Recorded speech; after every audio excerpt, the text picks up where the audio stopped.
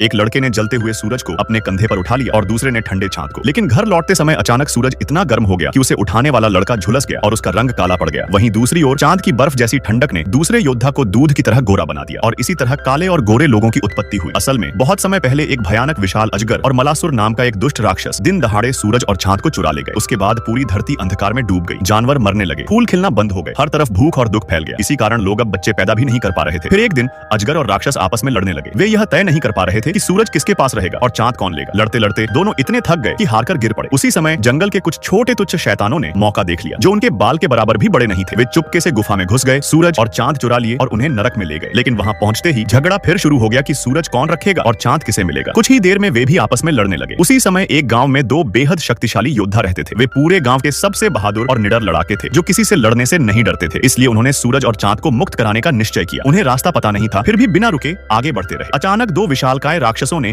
उन पर हमला कर दिया। उनके हर कदम से धरती कांप उठती थी और उनकी दहाड़ें गरजते बादलों जैसी सुनाई देती थीं। फिर भी उन दोनों वीरों ने अपनी ताकत और कौशल से उन्हें हरा दिया और आगे बढ़ते रहे, जब तक कि वे उस पापी नरक तक नहीं पहुंच गए। छोटे ड्रैगनों ने उन्हें रोकने की पूरी कोशिश की, लेकिन उन दो नायकों ने आखिरकार सूरज और चांद को आजाद करा लिया। उनमें से एक ने कहा, मैं सूरज ले जाऊंगा। दूसरे ने जवाब दिया, तो मैं चांद ले जाऊंगा। जल्द ही वे अपने गांव लौट आए, लेकिन स्वार्थ में आकर एक ने सूरज को अपने घर में छिपा लिया और दूसरे ने चांद को अपने पास रख लिया, ताकि उनकी रोशनी सिर्फ उन्हीं की हो। यह देखकर गांव वाले रोने लगे, यहाँ तक कि आसमान भी उनके साथ रोता हुआ प्रतीत हुआ। यह देखकर उस काले और गोरे आदमी का दिल पिघल गया। आखिरकार उन्होंने सूरज और चांद को उनके असली घर आसमान में वापस लौटा दिया।